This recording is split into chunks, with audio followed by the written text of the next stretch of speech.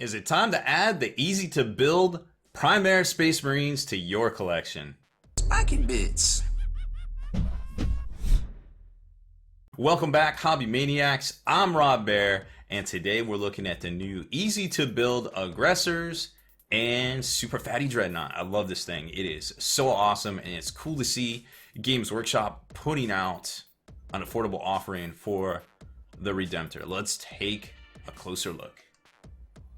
So here we are, checking out the pre-orders. I can't remember a time when I wasn't looking at pre-orders on Games Workshop's website. So it looks like, let's see, pre-orders for the Primaris, $75, $40, and $35 for the Aggressors here. Let's see what this bad boy is all about. So $40 gets you what? Gets you one easy to build Redemptor Dreadnought. Comes with 12 components, 90mm round base with the holes to put the pegs, along with the Space Marine vehicle transfer sheet. I don't know what that is, but you get one in here all day, every day. Give it to me. And let's go check out those Aggressors. Aggressors, $35, easy to build, comes with 35 components. Well, that's a lot. 3 40mm round bases, rules for these miniatures, in a partridge, in a pear tree. Push fit, no glue required. All right, sounds good. Let's jump over. Oh wait, add to cart.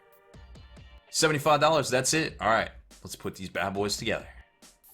And boom goes the dynamite. Here come the Aggressors. All right, so what's going on with these? Push fit models, no glue, check.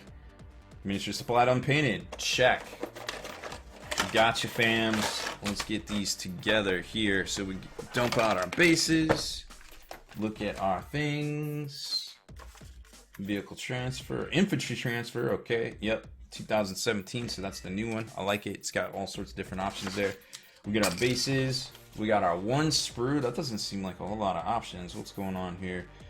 Dun, dun, dun, dun, looking at it, and I see why. This only comes with the Flamestorm cannons. So you do not get the bolt gauntlets or the grenade launcher up top. Whoa, what's going on? These can only be made one way. Let's see. Aggressors, left, right, up, down, BA, start, and they only come with the Flamestorm gauntlets. That is their only option. Well, I guess that explains why they are $35 as opposed to the $50 kit. I almost feel like I would rather have the $50 kit to get all the options and be able to magnetize them and field them as both, depending on the situation there. Okay, so 1 sergeant, 2 aggressors, each is armed with Flamestorm gauntlets. That's it. That's all you get. And you don't throw a fit. So aggressors actually went down. They're 21 points now from 25 in the new chapter approved. With the Flamestorm gauntlets, that's 18, so 39 points all day times 3, including the sergeant, 117, I guess, for the squad. All right, well, let's put them together. See how easy it really is. And here he is, all growed up. Again, kind of slots in with 1 foot here into the base. Oof, that is a little tough to get out, but not too bad there. And you get a piece of terrain to kind of slot in there as well. Really interesting design on this. Kind of involves a couple different slots and slats and little sockets in some cases for things. So a little weird. The clips or where you clip it off are in very weird places, so there's definitely gonna be some studs sticking out, some burrs that probably definitely have to be trimmed down.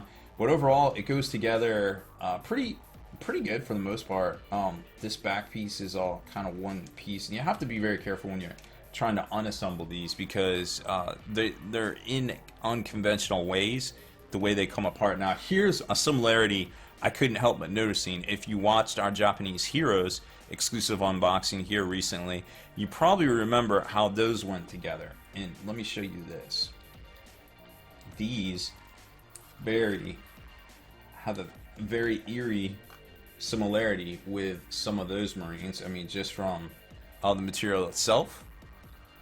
It's very similar. Of course, the base is all done up and nice and neat there, but this is very similar. But here, look at this. Now, either this is just a design similarity that just seems to work, or they are exactly made by the same people. Because I was like, hey, wait a minute. I've seen this before.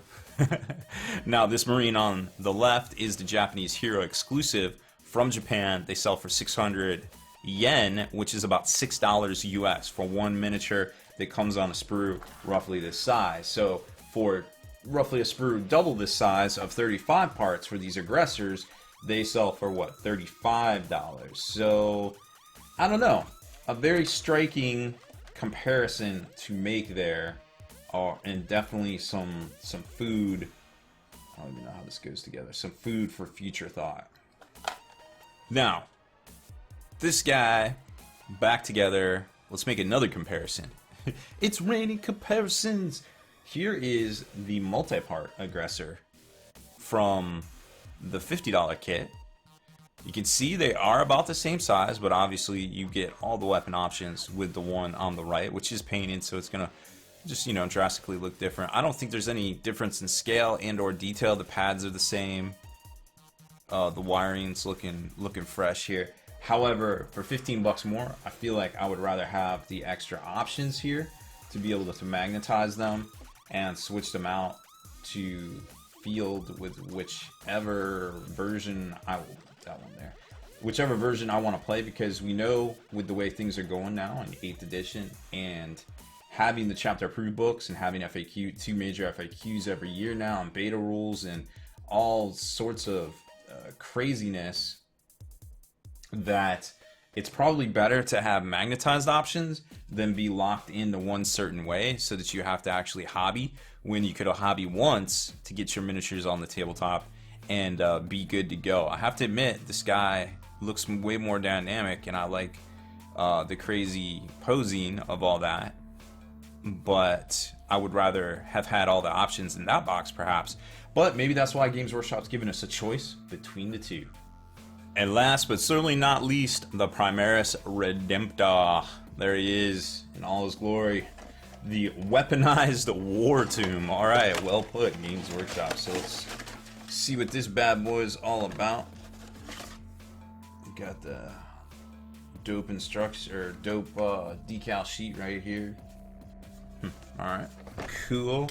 Nice big 90mm base. Alright, and all the components. But wait for it, I don't see the plasma gun here. Okay, alright, so again, it looks like we're getting limited on what our equipment is coming in here. Let's see what the instructions have to say.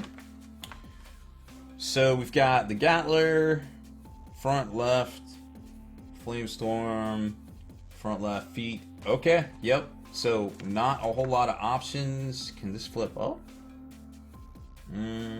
Can't tell. Looks like it can swivel. Alright. Neat. So Redemptor Dreadnought.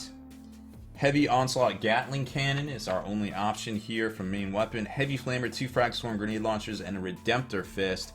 So, let's see. This is 140. Didn't change the points. Gatling Cannon's 36. Heavy Flamer 17. 2 Frag Storm Grenade Launchers, 4 and 4, and Redemptor Fist is 0. It's a grand total of 201 on this bad boy. Alright, let's clip him down, see how long it takes us to put it together. And boom goes the blue dynamite. Again, took less time to put it together than it did to clip it off the sprues. It's actually got a dynamic, well, semi-dynamic range of motion. So it twists at the hip here. You've got the arms twist too and socket in. And this gun twists just like that. Now this piece slides out, but it does not flip up like the multi-part kit one. So $40 US for this, or you can get your multi-part version that has all the weapon options. Again, I've extolled the virtues of having all the weapon options and magnetizing these things, so you never know when points change or anything like that, you know, you don't want to get got in that regard. And this also flips up, which I think is pretty neat, has a little bit of motion. You can remove these as well if you want, magnetize your weapon arm here, and then all this stuff kind of moves on this one for the most part. I think these actually move, but they might just be stuck in to place via the paint right there. But overall, I mean, I guess this is the right time to put this out for stocking stuffers. I feel like definitely let us know what you feel is the better buy in the comments below. The $65 multi-part kit that you can magnetize for all options, or the $40 easy to build version right here, which goes together in a snap but only comes with one particular loadout right there. So we've got those, and then of course the same conundrum presents itself again with the Aggressor models, which aren't too far off price point wise, but still raises that question. Are the Primaris offerings mainly for newer folks, whereas the Death Guard offerings this week are more for the veteran hobbyists hungering for something new and something more collectible? Well, work out those hobby muscles. Make sure you hit subscribe on this channel and turn on notifications so you can be the very first to like and comment on all our videos. Deleted scenes, bonus content, and all the interviews and post-game wrap-up videos can be located in the Hall of Veterans on thelongwar.net. Visit thelongwar.net today and try a week completely free with no strings attached. That's not all. Thelongwar.net is also your hobby resource for exclusive early access with an ad-free experience to all your favorite videos. Members of the Hall of Veterans gain early exclusive access to multiple hobby videos.